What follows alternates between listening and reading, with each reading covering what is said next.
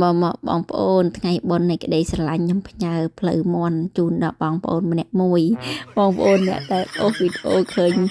វីដេអូខ្ញុំហើយចុចតឡាចឲ្យបេះដូងខមមិនម្នាក់មួយមកដឹងតែបានផ្លូវមន់ញ៉ាំហើយ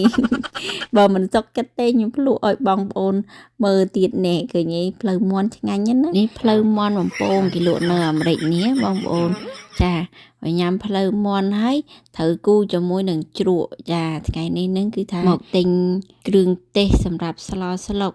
ក៏នឹកឃើញថាអូចង់ញ៉ាំជ្រក់បងប្អូនឃើញឯជ្រក់នៅអាមេរិកនេះគេដាក់លក់នឹងកៅនេះឯងមួយកៅមានពី$3តាមតូចតាមធំចឹងទៅ$4-5ចឹងណាបងប្អូនអត់មានដូចយើងនៅស្រុកខ្មែរគេលាយដាក់នឹងកធុន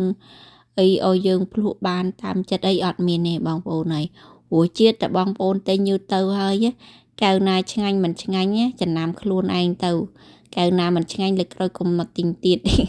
យល់ទៅលាយគ្រឿងខ្លួនឯងទេហើយបើដូចនេះវិញគឺស្ករសណាបងប្អូនចាស្ករសនៅអាមេរិកនេះគេដាក់លក់អញ្ចឹងណែស្ករសហើយគេមានស្ករបែបស្ករដូចជាងស្ករត្នោតស្ករអីចឹងណាព្រោះថ្ងៃនេះខ្ញុំមកទិញគ្រឿងស្លុកខ្លះនេះស្ករគេធ្វើស្ករម្សៅទុកយើងធ្វើនំធ្វើអីចឹងណាថ្ងៃនេះខ្ញុំមករោទិញទឹកឃ្មុំប៉ុន្តែទឹកឃ្មុំថ្ងៃនេះអត់សូវសម្បូរទេវាមានតិចដែរវាអត់ត្រូវម៉ាក់ដែលខ្ញុំទិញចឹងណាព្រោះទឹកឃ្មុំដោយថ្ងៃដោយពេលដែរថ្ងៃណាសម្បូរក៏សម្បូរហើយដូចបងប្អូននេះថ្ងៃមុននឹងមានបងប្អូនសួរខ្ញុំរឿងម្សៅនំធ្វើនំពងទាឬនំពងទានំខេកអីនេះដែលសម្ភារៈដែលខ្ញុំមកទិញខ្ញុំមកដែលឯងនៅផ្សារ Walmart បងប្អូនសម្រាប់អ្នកដែលអត់ចេះចាដូចខ្ញុំអីទៅរៀនធ្វើនំធ្វើអីដបងអញ្ចឹងខ្ញុំមកនេះឯងចង់រៀនធ្វើនំ birthday ខួបកំណើតអីចឹងនេះសម្ភារៈនេះរបស់គេមកលក់នេះឯងមកទិញអញ្ចឹងយើងអត់សូវចេះយើងមកសួរគេងាយស្រួលបងប្អូនឲ្យតែយើងចង់ធ្វើនេះម្សៅផុសម្សៅធ្វើនំណាបងប្អូនយើងលាយជាមួយនេះ cake flour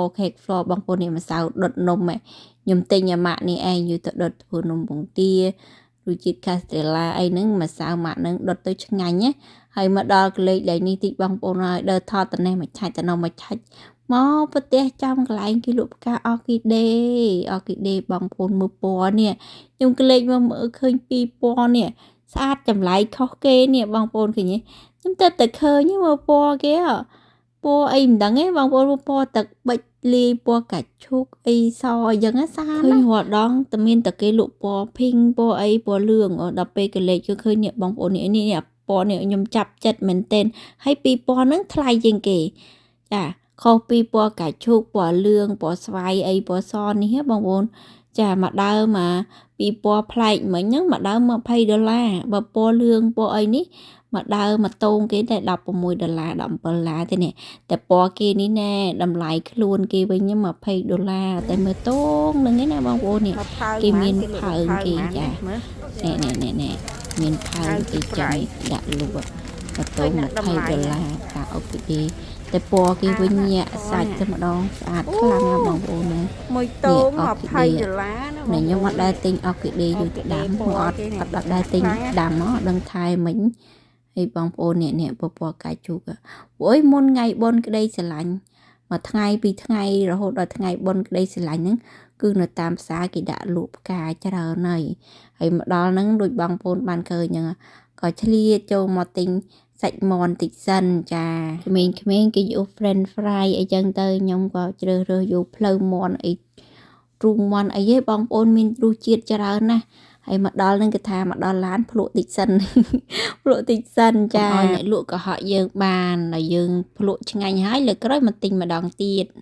មាន់បំពងហ្នឹងជឹងទិញយកមកក្តៅញ៉ាំភ្លាមមិនឆ្ងាញ់បើតុកតិចហើយក៏អត់ឆ្ងាញ់ដែរព្រោះរសជាតិគេនេះឆ្ងាញ់មែនបងប្អូនទិញមកអត់ថប់បំណងទេលោកមែនទេ